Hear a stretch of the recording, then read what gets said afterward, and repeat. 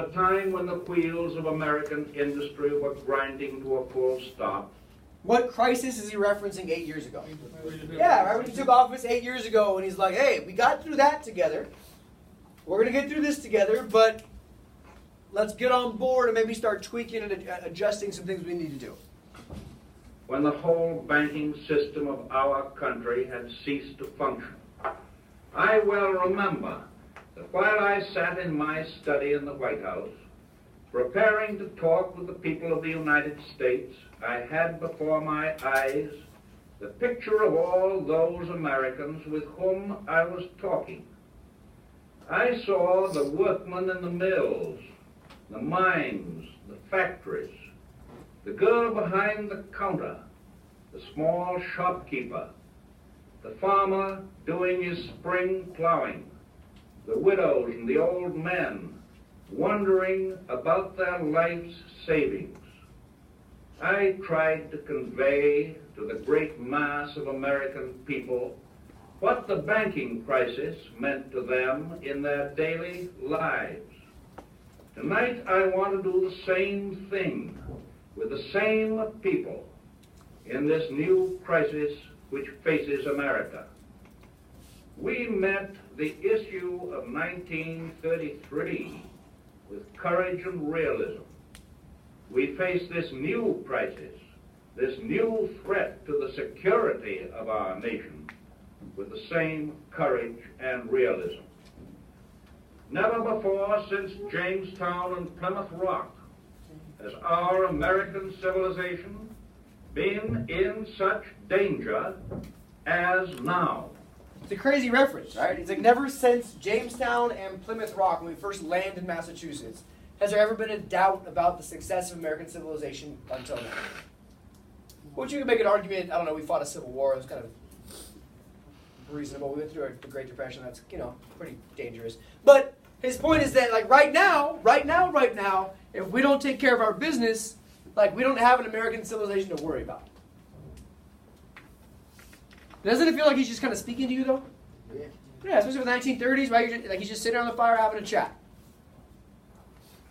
For on September 27th, 1940, this year, by an agreement signed in Berlin, 3 powerful nations, 2 in Europe and 1 in Asia, joined themselves together in the threat that if the United States of America interfered with or blocked the expansion program of these 3 nations, a program aimed at world control, they would unite in ultimate action against the United States. So as of September of that year, like those 3, what 3 nations is he referring to? Yeah. So it says 2 in Europe, 1 in Asia. Those 3 nations have now all pledged that they're all in this together. If the U.S. gets involved with 1, they're going to get involved with all 3 of them. The Nazi masters of Germany have made it clear that they intend not only to dominate all life and thought in their own country, but also to enslave the whole of Europe, and then to use the resources of Europe to dominate the rest of the world. We must be the great arsenal of democracy. For us, this is an emergency as serious as war itself. We must apply ourselves to our task with the same resolution, the same sense of urgency, the same spirit of patriotism and sacrifice as we would show were we at war. We have furnished the British great material support, and we will furnish far more in the future. There will be no bottlenecks in our determination to aid Great Britain. No dictator, no combination of dictators will weaken that determination by threats of how they will construe that determination. The British have received invaluable military support from the heroic Greek army, and from the forces of all the governments in exile. Who is supporting the British? He just told you. Who's the only country in Europe that's still supporting the British? The Greek army. Powerful. Get it? The Greeks' powerful army. No way, put your head up. It's the Greeks are the ones supporting the British, and that's just about it. Their strength is All growing. the way for a little bit. It is the Sure, strength go for of it. men and women Come back on Wednesday. who value their freedom more highly than they value their lives. I believe that the Axis powers are not going to win this war. I base that belief on the latest and best of information. We have no excuse for defeatism. We have every good reason for hope. Hope for peace, yes, and hope for the defense of our civilization and for the building of a better civilization in the future. I have the profound conviction that the American people Eventually. are now determined to put forth a mightier effort than they have ever yet made. What is he asking of the U.S. people? What is he asking of the U.S. economy? What's he asking of society? Yeah. Are we even in the war yet? No. And he's saying, like, we're going to win. The U.S. is going to do whatever they can to support. We're going to do everything in our power to ensure that England has the things they need. And he's like, I have no doubts that we're going to win this war. And it's funny because we're not even in this war yet. To increase our production of all the implements of defense, to meet the To increase our production of all the implements of defense. His words, not mine. increase our production of all the implements of defense, to meet the threat to our democratic faith. As President of the United States, I call for that national effort.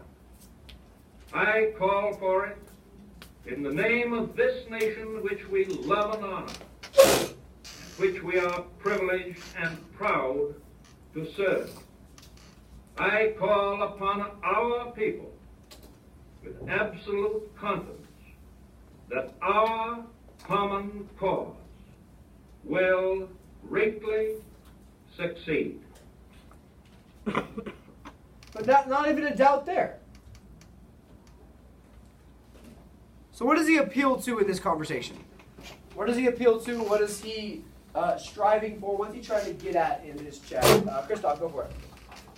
He's trying to like make the people of the U.S. like not feel worried that like Sure. they're gonna win the war. Confidence is a big part of it. He says we're going to try to move away from defeatism.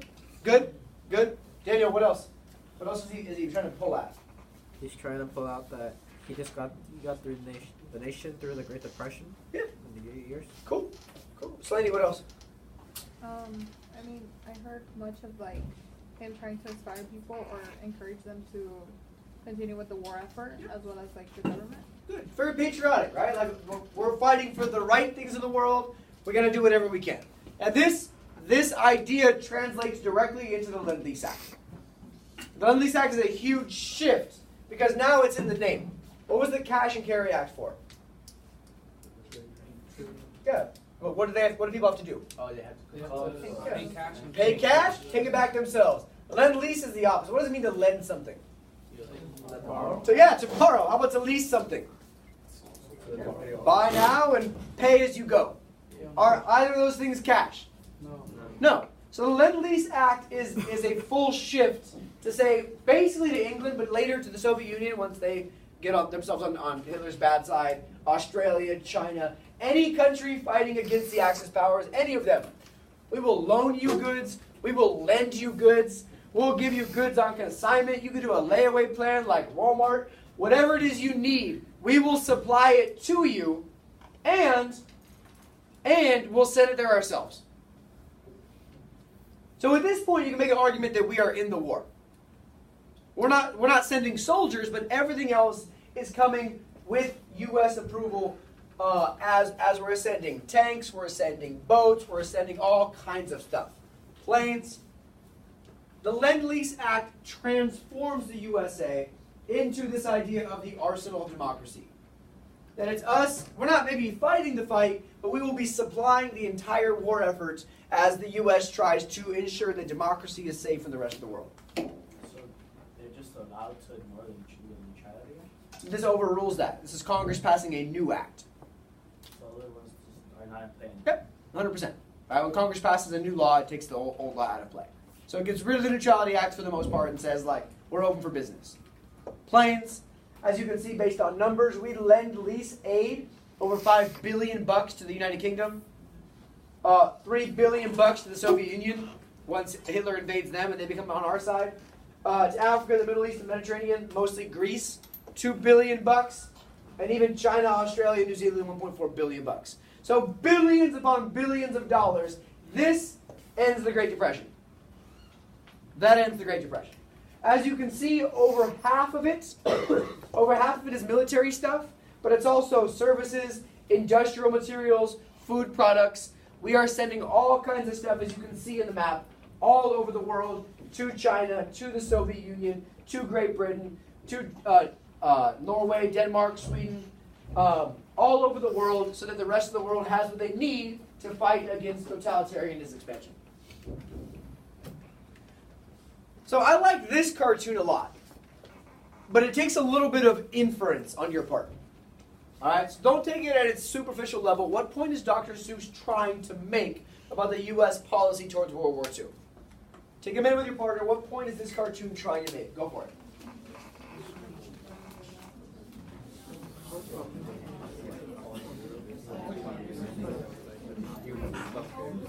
Yeah, thank you. Last class, first period was all like, oh yeah, like, the U.S. is cool, they're isolated. It's same as the cartoon with the beds. It was in your reading. We're like, oh, we won't get infected. We're in a separate bed. As you guys know, Germans are gonna.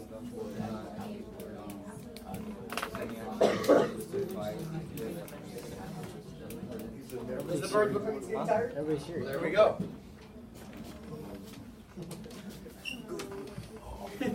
Toughen you up a little. Yeah. You know, you're not the one who's falling asleep. Yeah.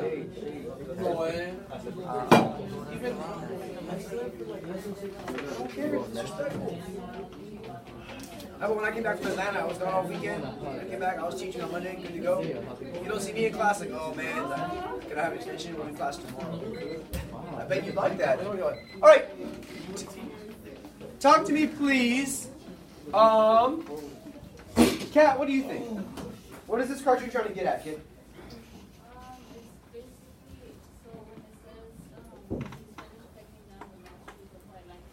Uh-huh. They don't look tired at all, do they? They're going to keep going, and that's when the U.S. has to finally go in. Sure. And I think that's at the end how the U.S. came on top was because everyone else was already dead. Yeah, that's reasonable. That's reasonable. Does it look like this bird's going to slow down? No, right? I was laughing at first period because first period I called on 5 people. They're all like, yeah, it looks like the U.S. is fine because they're isolated. Like, don't look superficially. Inferences. Has the bird stopped at Norway, Greece, Yugoslavia, Holland, Denmark, France, Poland, England? No. This Nazi bird's not going to slow down. So before the U.S. even gets in the war, though, a pretty important event takes place that's called the Atlantic Charter. Yeah, so Churchill and FDR meet secretly, very, very secret. They meet on a battleship in the Atlantic Ocean, and they create this Atlantic Charter. A charter is just that, it's an agreement. And what it lays out is war strategy for if the U.S. enters the war. I would argue this if should be a different word. What else could this word be? When. Yeah, good job, guys. Then we're going to lay out the strategy for, in the paper it says if, but really FDR and Churchill are like wink, wink, nod, nod. Like, yeah, if we ever get in this war, that's what we're going to do. And they're going to discuss post-war goals, which I think is so bold. Churchill's a badass. Because England's like on their last dime. Right? It looks like nobody's going to slow down the Nazi war machine. And here's Churchill like, yeah, when we win the war, this is what we're going to do. FDR's not even in the war yet. And he's like, yeah, when we win the war, this is what we're going to do. And it lays out these post-war goals of free trade, of disarmament, of anti-colonialism, of making the world a safer place in the post-war world. it looks a lot like what? Wilson's 14 points. It looks a hell of a lot like Wilson's 14 points. This becomes the foundation for the United Nations, which replaces the League of Nations as a much more effective peacekeeping organization. And this looks a ton, though, like what Wilson was trying to do with World War I. Shortly after, Germany makes what I would consider Hitler's huge military mistake. There's other mistakes he made, like killing a lot of Jews, that's bad. But military-wise, everything's going great for the Nazis, and he turns around and invades the Soviet Union. It was dumb, but if you think about it, fascism and communism are polarly opposed systems. So, like, they can never coexist in Europe, but this ends up really backfiring on the Nazi army. Hitler got this pride at the best of him, and the rest, of course, is history. That's why we're here. So, we are, by early 1941, we're at the brink of war. We're at the brink of war, but the important piece is that 80% of Americans are in favor of staying neutral. They're fine supplying the war effort, especially as it's ending the Great Depression. But 80% of Americans do not want to get militarily involved. Christoph, what do you need to win any war? Public support. And if 80% of Americans are against the war, are we going to win this war? No. So FDR is kind of stuck. He kind of has to sit and wait for somebody to do something to us that can justify war. So we sit, we wait, and then Pearl Harbor happens. Pearl Harbor happens. So while all this attention is being paid to Germany in Europe, Japan is doing the exact same thing in Asia. They've attacked coastal China. They've taken over French colonies in Indochina, what later will become known as Vietnam. We're going to have a lot of problems with this in Period 8. A lot of problems with this. Fascinating. They've attacked the Dutch colonies in the East Indies. Japan is also expanding at arguably a more rapid rate than is Nazi Germany. They've signed their agreement with Germany and Italy in 1940. They're all on the same page. And the U.S. retaliates pretty aggressively. The U.S. cuts off their fuel supplies. The U.S. cuts off their iron supplies. The U.S. cuts off their rubber supplies. All these things that Japan needs for their war machine all gets cut off. We embargo them. We cut off. We freeze their assets. So all the money they have in U.S. banks, we freeze it so they can't get their money back. So in a sense, what the U.S. does is declares economic war on Japan. And then we try to act surprised when they bomb us in Pearl Harbor. How could they? The worry thing, though, is that the U.S. faces the possibility of having to fight a war on not just two fronts, but two oceans. Logistically speaking, that's a big challenge. How do you get all your men, all your materials, all your stuff across two massive oceans? That's scary. But even despite what's happening with Japan, most of America and American war planners still look at Germany as priority one. And even once we get into the war, that's what happens. We kind of like leave Japan with a stiff arm over here, go and fight Germany, deal with Germany, and then turn all the attention back to Japan. That's why Germany falls first. So, Pearl Harbor happens. It's one of the most consequential events in American history, December 7th, 1941. FDR immediately gets on the radio and gives that very famous address. It says a date which will live in infamy. And the U.S. tries to act like Japan just did this out of nowhere, when in reality, the U.S. has been cutting off Japan's resources for quite a while. 2,400 Americans are killed in Pearl Harbor. That's a big number. Right? It's the deadliest day in American history until 9/11. Now, the following day, the U.S. declares war on Japan, just like that. So we've gone from 80% pro-approval to almost unanimous support for the war. 3 days later, Germany and Italy reciprocate, declaring war on the U.S. And now we have our situation. Germany's now invaded the Soviet Union, so the Soviet Union's on our side, quote unquote. We have the British, the U.S., and the Soviet Union, like 7 French people that escaped, against Germany, Italy, and Japan. Now, why do we ally ourselves with the Soviet Union? We don't like the Soviet. We don't like communism. We just went through a Red Scare. We don't trust the Soviets. Why would we ally ourselves with the Soviet Union? Until you said the enemy of my enemy is your friend. An enemy of my enemy is my friend. So we both have a shared enemy in Nazi Germany. So we're going to try to work together, put ourselves on the same page, and take care of business. Here's some crazy pictures from Pearl Harbor. Look at this battleship just falling into the ocean from above. All sorts of bad. Here's the New York World Telegram, the newspaper. That afternoon, 1,500 dead in Hawaii. Congress votes for war. And then there we are. We've declared war on Japan. Italy and Germany declare war on us. And what Pearl Harbor does, though, is it fully embraces public opinion behind fighting a war. You can't win a war without public support. Pearl Harbor gives it to us. American public opinion is now strongly behind the war effort to defeat fascism in Europe and to get revenge against Japan in Asia. You can make a good argument that the reason we are willing to use the atomic bomb on the Japanese is because of Pearl Harbor. Because of this need to recoup American pride.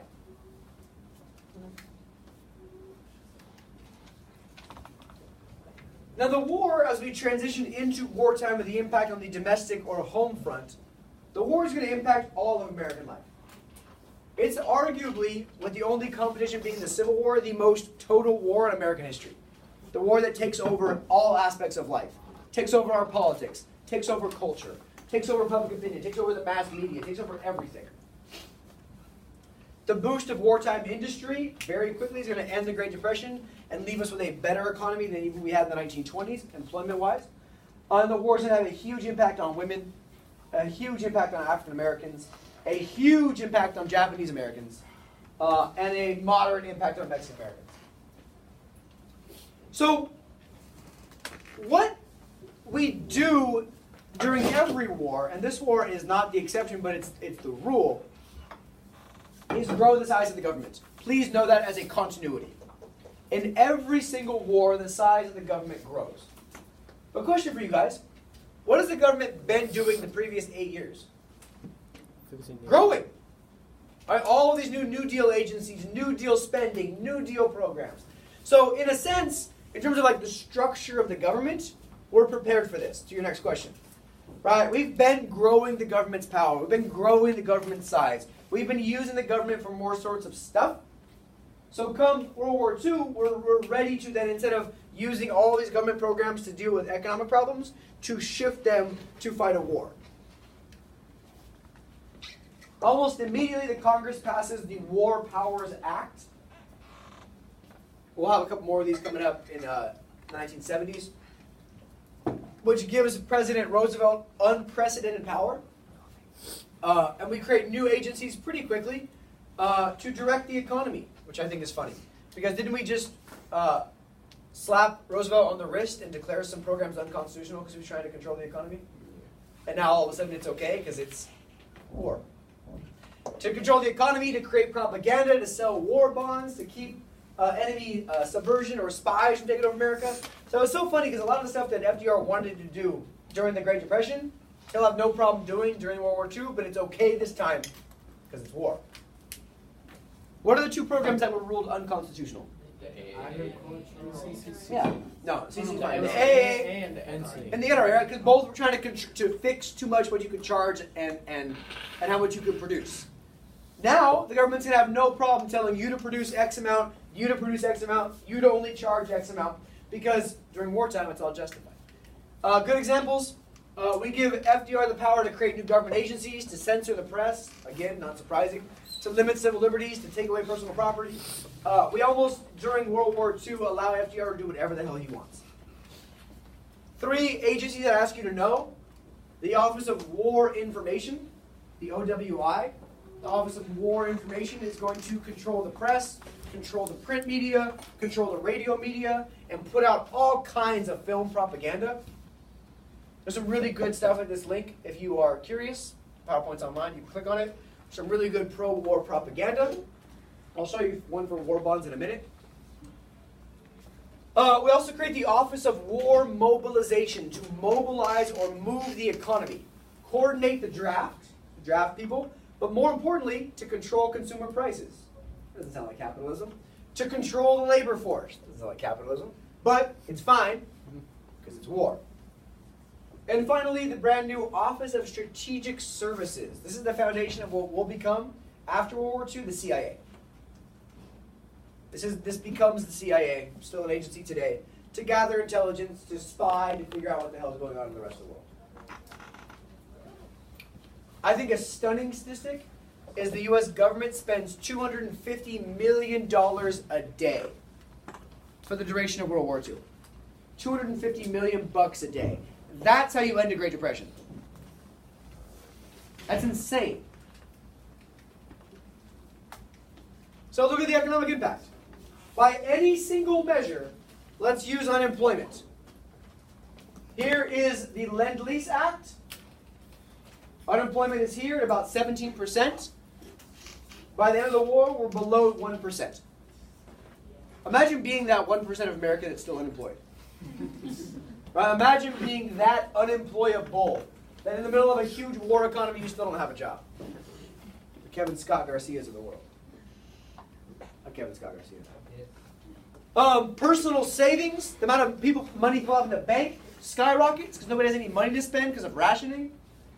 The government spending is the highest it's ever been. By every single measure, the economy absolutely takes off. Here's another slide that has a bunch of data for you. I don't need you to embrace all the data. I'll just talk to you about a couple of the points. Point one, I think unemployment is very valuable. World War II creates 17 million new jobs. That solves unemployment. As you guys know, our unemployment was only at 3% when the stock market crashed. Very low unemployment. It was up to 25% when FDR took office. By the end of the war, it's at 1.2%. That's crazy. Even when we got into the war, we're still at 15%. The war itself drops us to 1%. The war costs us $304 billion, half of which is paid from tax revenue, so taxes go up. Half of which is paid by war bonds. We'll talk about it in a second. The national debt goes way up, which is interesting. But over here, the question I ask is about industry and agriculture. From an industrial standpoint, the U.S. doubles its industrial production. That's insane. In 4 years, to double what you were producing is a significant increase. Wages, industrially speaking, people working in factories are making 50% more money. So wages go way up. That's exciting. On farms who have been struggling for 20 years. Right? The farmers were in the Great Depression in the 1920s, 10 years before everybody else. Farm income doubles. Farmers are making twice as much money. Their land becomes more valuable. They're saving more money. And even for labor unions, we see union membership going up. The National War Labor Board gets continued from World War I, which is going to help out labor unions and give them a little more credibility in their arguments for better working conditions. Economically speaking, the war plays a huge benefit on the American society. Now, war bonds are a big deal. I've told you guys about war bonds before. How do war bonds work? Told you guys a couple times. It's been a little while, though.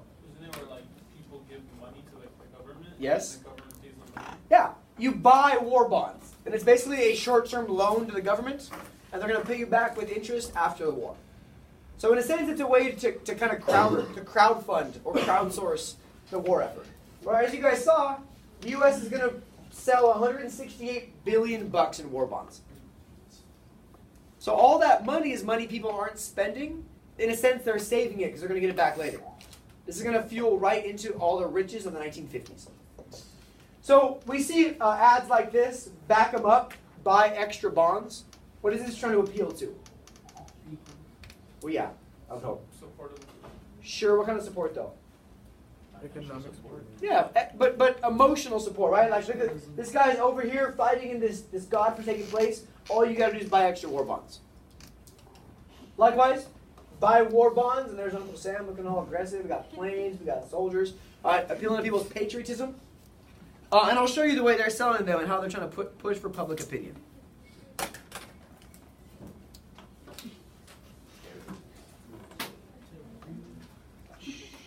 Just a quick commercial.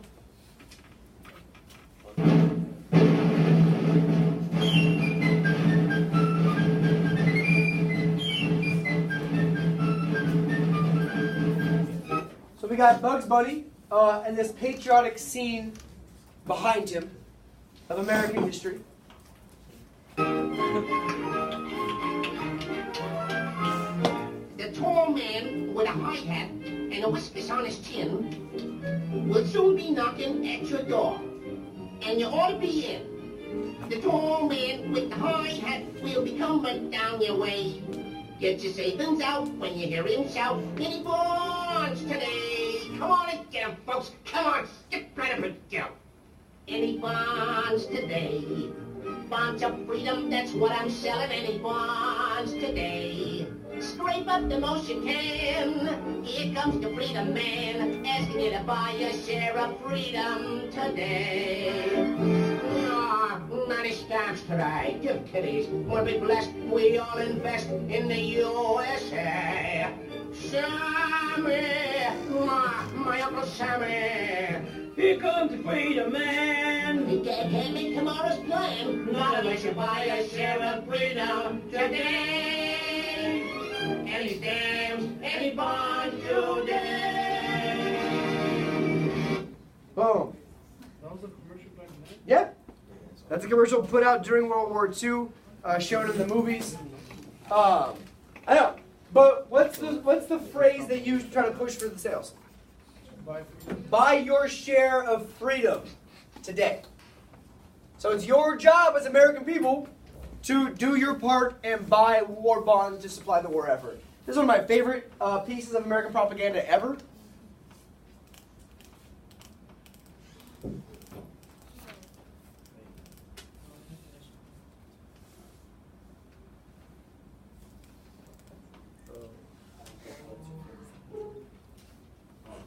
Yeah. Buy war bonds or Nazis are coming to take your kids. Oh. See the shadow? Don't let that shadow touch them. And it's just nice American family playing with dolls, and they're looking up, and it's a shadow. Because here come the Nazis, apparently in Nazi-shaped planes. They don't know how shadows work. But yeah, this idea, so we're appealing to patriotism, to American pride, but also to fear. Also to fear. Now, from a society standpoint, ads like this make everybody in America feel like they're on the same team. This is important, right? In a total war effort, you're gonna, way more important to the war is what's happening at home. Victory gardens become very popular and patriotic as people are planting their own vegetables, planting their own food, much like World War I. Grow your own, can your own. I thoroughly enjoy this idea. Public opinion-wise, take a second to take a look at it with your partner.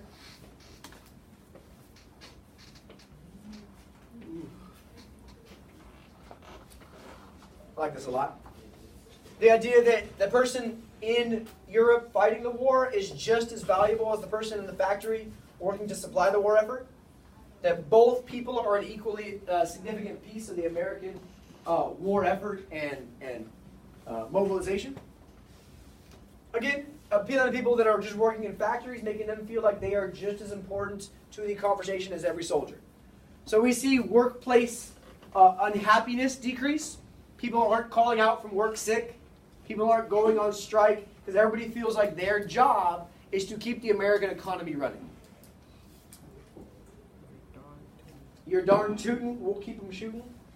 Right? But this appeal to the American factory worker is valuable. It's very valuable. Right?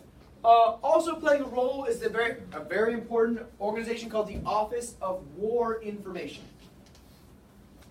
The Office of War Information is basically just telling Americans to shut the hell up. Right? Don't talk. Don't gossip.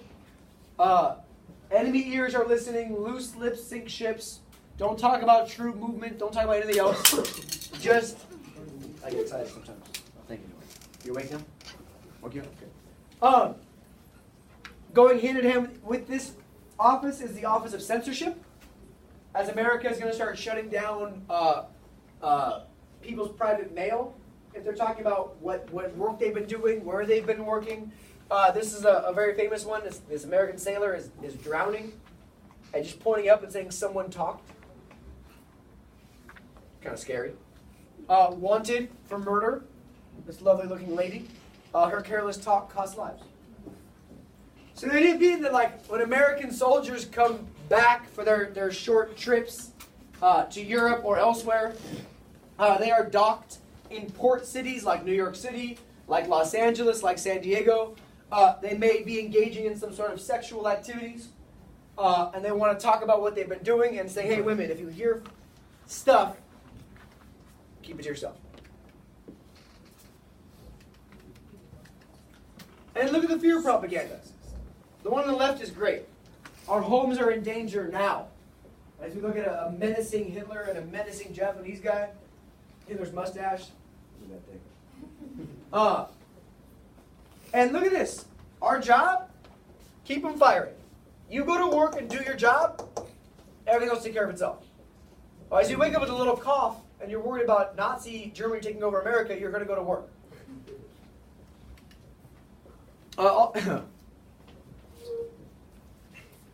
It's not my favorite. There's a good one today. When you ride alone, you ride with Hitler. Carpool. Join a car sharing club today. Because if you want to just drive yourself around, you're wasting gas that we could be using to fight Hitler. Montes loves this one. When you ride alone, you ride with Hitler. Absolutely not. And there's apparently not. They probably don't remember. And they don't remember much. And there's Hitler just minding his own business in this fool's front seat. This is a nice ride, thank you. Montes' personal favorite, Americans share the meat as a wartime necessity. But we see that the American government is publishing ration books. They look like this, where you can only get, this is your sugar rations, this is your coffee rations, this is your wheat rations.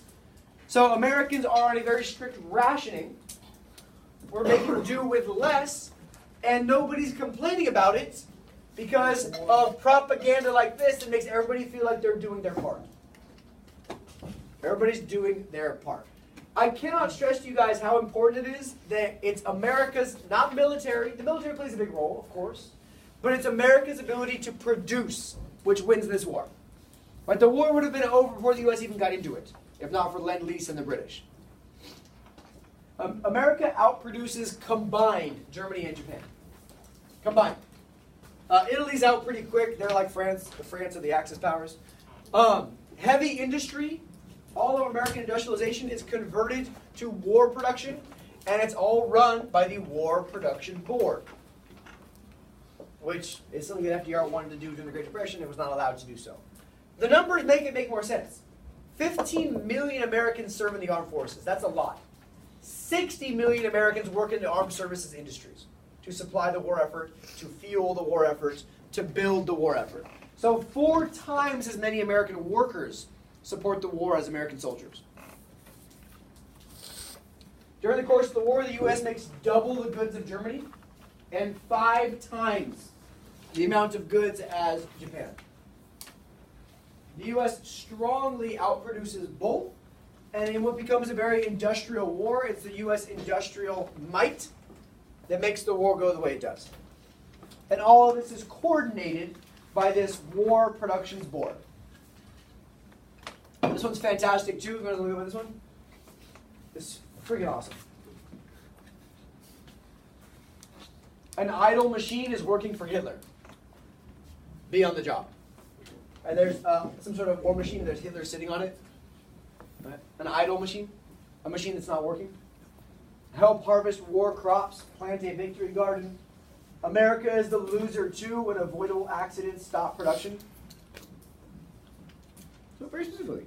Here's a great example of a factory of Ford that gets what's Ford been making all this time? Yeah, it gets immediately converted into planes. Look at that. So they take their assembly line technology and they transfer, instead of cars, directly to planes. By the end of the war, this Ford factory is producing one of these massive B-24 planes every hour. A bomber plane an hour. And who's working? Women. Look at the picture. Get a girl. Exactly. So we see women working in these factories, filling this need in a way that is incredibly noble. Hence the next slide for women. The war presents new chances for women that women have never had yet in American history. Now, women work during World War I, but it's not that new women work, it's those women that are there are working in slightly better jobs. World War II is both. More women work, and women are getting better employment.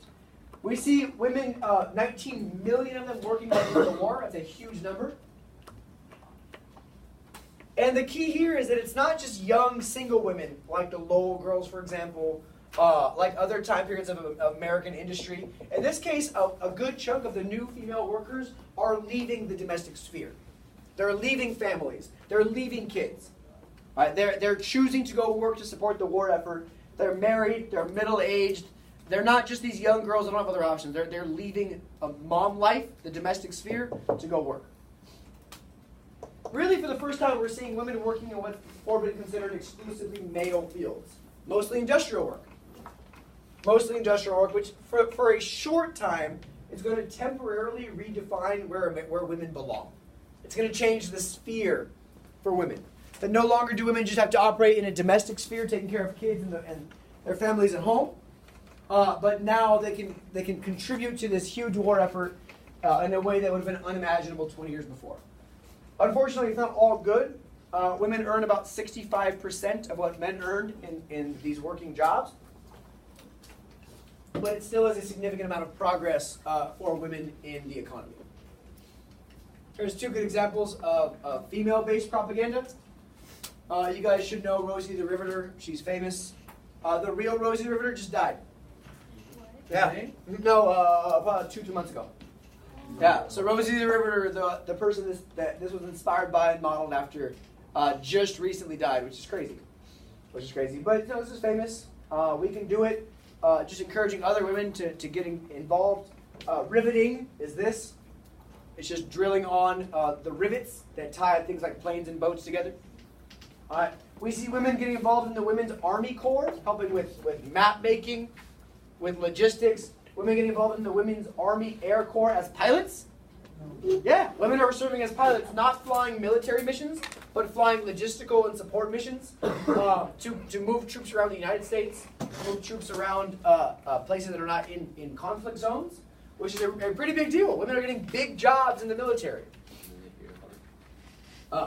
Not Amelia Earhart. She's definitely gone by now. And the Waves is a cool organization for women too. The women accepted for volunteer emergency service. The Waves. And this idea that it's a women's war too. What? Yeah. We see women doing. What's up? What's wrong? Women accepted for volunteer emergency service. Women are doing communication pieces to communicate air traffic control type work. That's pretty important work. She's packing a parachute. That's pretty important because if you don't have a good parachute and jump out of a plane, you die. All right, so parachute rigger. So we see women doing all kinds of big enough jobs. They aren't like carrying around a rifle and fighting the war, but they're doing a ton to support the war effort. So for women, this is a big deal. For African Americans, the story is also pretty significant. What happened? Yeah, it's an old picture. Peter Lopez did it. Now, African Americans are going to start what's called the Double V campaign. The Double V campaign is monumentally important for African Americans. Because this is the first time, really, that America really needs African Americans in industrial jobs. And when somebody really needs you, what do you then hold? Power. The threat of power. So, whoever had your parents ask you for a really big favor, like, oh, I know you have this to do, but I really need you to go watch your brother or sister. That's the time when you ask if you can go out this weekend, because they really need you right now. So America really needs African American workers. So African Americans are like, cool. What are we going to get? Enter the Double V campaign. Now the Double V campaign is monumental because it stands for victory over fascism abroad and victory over racism at home. It's like, oh, we're going to fight as this arsenal of democracy. Where's our democracy? We're going to fight this fight as the good nation in the world. We're the good guys. Why aren't you the good guys to us? And this Double V campaign is largely led by a man you should know, A. Philip Randolph. Who's got 3 first names?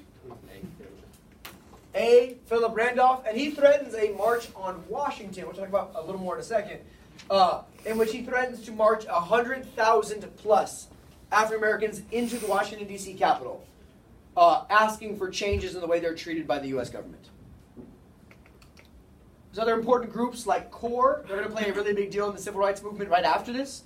the Congress of Racial Equality, CORE, and they're going to really start this sit-in movement of sitting in whites-only restaurants, sitting in whites-only department stores, and demanding that if we're going to be the good guys in America, then we should be treated like good guys too.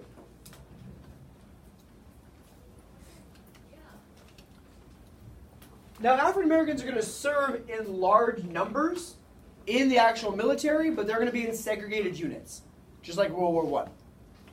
Just like World War I. So we see some of the most famous African American contributors to World War II, the Tuskegee Airmen. They're going to fly dozens of bombing missions over Germany and France. They're going to play a huge role in the war in Europe. We see African Americans serving here in a tank in northern Africa. But we're going to keep black and white separate in the military until the 1950s. Until the 1950s. However, 1.2 million black people still serve in the military during the war. That's a big number. We see the continuation of this great migration as African Americans are going to continue leaving the South in large numbers for industrial jobs, finally breaking the sharecropping system and leading directly to the civil rights movement. There's no coincidence that the civil rights movement begins in the 1950s, 10 years after World War II. And this March on Washington is a huge piece. Right? A. Philip Randolph, again, he's threatening FDR. Hey, FDR, give us something or we will be in Washington, D.C. in the streets demanding change. And that's a bad look, isn't it, FDR? As you're trying to fight and be the good guys and fight to win this war as the good country, and all these 100,000 people at home are upset about their treatment, that wouldn't look too good, would it, FDR? And the concession he gets out of Roosevelt is Executive Order 8802, which for the first time is a federal government rule. It's an executive order by the president, desegregating all national defense industries. So all these businesses and factories that are supporting the war effort, they have to be desegregated. They have to have black and white people working together as we are supplying the war effort. And you can make an argument this is bigger than even desegregating the military. Because 15 million people are fighting in the military, 60 million people are working in defense industries. So it's a huge move towards equality, so to speak. And FDR even creates this Committee on Fair Employment Practices, the FEP, to enforce this ruling. To make sure that whoever the government is buying stuff from, buying military supplies from, that they are all in desegregated factories. It's a big deal. So this is what desegregates Ford, desegregates all Northrop Grumman, all these military industries that are putting out planes, tanks, guns, all that stuff, in desegregated factories. And here's the double B, right? Democracy at home, democracy abroad. Don't tell us we're fighting for democracy if we're not even given democracy at home. So there's 8 minutes left. We're almost done. I'm worried we're not going to. Oh, we'll finish. You're worried? But here's a good example. This is the Democratic National Convention in 1944, and we have all these black activists protesting outside. Prison is better than the Army Jim Crow service. We demand an executive order outlawing military segregation. Don't join the Jim Crow Army. Proving that when you give somebody a little bit of progress, what do they want? Yeah, they want more. Right? And then we'll actually end up desegregating the military shortly after World War II. We'll talk about that in period 8. Now for the Japanese people, it's a slightly different story. Shortly after Pearl Harbor, FDR issues what I consider one of the worst things of his presidency, and we've talked about a lot of good. Right? He's done a lot of good. He's done a lot of push for a lot of progress. Executive Order 9066 is the opposite. It's a move made, I would argue, largely out of fear, largely out of racist intentions, in which we round up over 100,000 Japanese people and put them in internment camps. Somebody first period said concentration camps. Now it's a little different. Not quite that bad. Over 100,000 Japanese people, some of whom are immigrants, but many of which are native-born Japanese American citizens, and they lose everything. They're rounded up with almost no notice. They lose their homes, they lose their businesses, they lose their communities, they lose everything, and they're sent to internment camps inland. Places like Manzanar, which is still there today in California. If you're ever driving up to the the Sierra Nevada mountains, so like Mammoth, Lake Tahoe, Yosemite, with your family, take a detour. It's off Highway 395 on the way. You can see they have a big sign, and do the tour. It's really good. It's still there as a national monument, national park today, but it's literally in the middle of the desert, in the shadow of the mountains, and they were left there for 3.5, 4 years. Who's been to the LA Fairgrounds? LA Fair before? County Fair? Anybody? Yeah. The Fairgrounds is the most local place where the Japanese Americans are put before being transferred to camps. It's like a relocation center. The Santa Anita Racetrack, where they have the horse races up in Arcadia, Pasadena, same thing. So even right here in our own backyards, we have examples of where Japanese people are put, treated like cattle, and then sent to their concentration camps. Now, why the Japanese? Why not the Germans? Why not the Italians? It was that Italians and Germans, they were in a dictatorship against the native countries, while Japanese was like recent immigration. So it's like, is that fear? That's part of it. But we just talked about new immigration, right? And all these Italians that we don't like. Yeah. No, what do you think? They're the only ones that like hurt us directly. They're the only ones that hurt us directly? Sure, that's a part of it. They're not white. They look different. You can tell. Someone in the first period was like, they're not white? No, they're Japanese. That's a country in Asia. Yeah, sure, but you can. If you had me next to a Japanese person, I guarantee you could tell which one the Japanese person was. I don't know. So, what makes it even worse, though, is towards the end of the war, the Supreme Court rules in Korematsu versus the United States that FDR was justified. This action was constitutional. It was legal because anytime it's done to keep the nation safe during a war, you can really justify anything. And this backs up this legacy of U.S. versus Debs, U.S. versus Schenck from World War I, Lincoln and habeas corpus from the Civil War, that it's cool to restrict civil liberties during wartime as long as, hey, it's justified by war. And here comes the bad side of Dr. Seuss, if you will. Take 1 minute with your partner. What is Seuss trying to get at here? Go for it. Go for it, go for it. I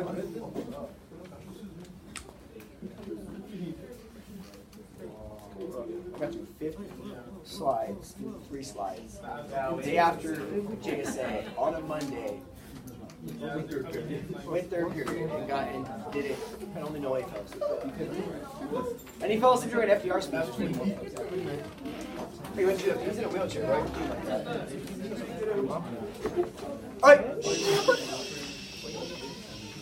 Alright. I got 2 more slides to get to that I need you guys to finish. Or not. We test it either way. Eliam, what is Seuss getting at here, sir? Basically saying that the rounding up of 100 Japanese people in this park. Ooh, no, false. Talk to me. Isn't it where like how like all the Japanese are coming in and like as soon as they're waiting for the signal from home, it's showing that they're traitors. Yeah. That as soon as home gives them the signal, what are they going to do? They're going to use all this TNT they've been given and blow up America. Right? The idea of a 5th column, I had to look it up. It's a term meaning it's a group within a larger group that wants to overthrow the system, that wants to rise up and overthrow things.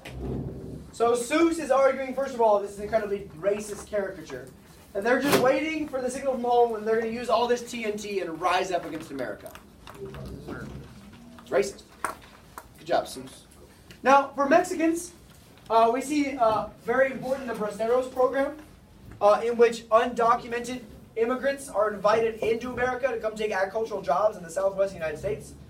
One of the outcomes of this is the Zoot Suit riots, which also happens right here in East LA, in which U.S. naval officers who are here from the port of Los Angeles on their break see these Mexican Americans with big baggy zoot suits, and they feel offended. The rest of America has very strict restrictions on cloth. Why do these Mexicans have these big baggy suits on when the rest of America has to have a very strict restriction and rationing on their cloth? And they end up with a whole it's a riot, takes place in Los Angeles, people die in 1943. The natives play a huge contribution as well. 25,000 Native Americans serve in the war. But more importantly, the Navajo code talkers create this secret code to communicate that the Japanese can never break because it's based on the Navajo native language. It's not based on any other. Every other language follows a kind of a pretty straightforward dialect. English is similar to Spanish, is similar to French, is similar to German. Because it's a native language that nobody's familiar with, they're able to use this code throughout the war, and the Japanese never crack it. So Americans use it too? Yeah, no, it's them who are communicating everything so that nobody can crack it. By 1944, FDR is running for a 4th term. He's running for a 4th term, and by saying, re-elect me and I'll make sure that we end this war the right way. America does, and then FDR dies a few short months later. I will end on that. I know, he had a good run. Please, stop.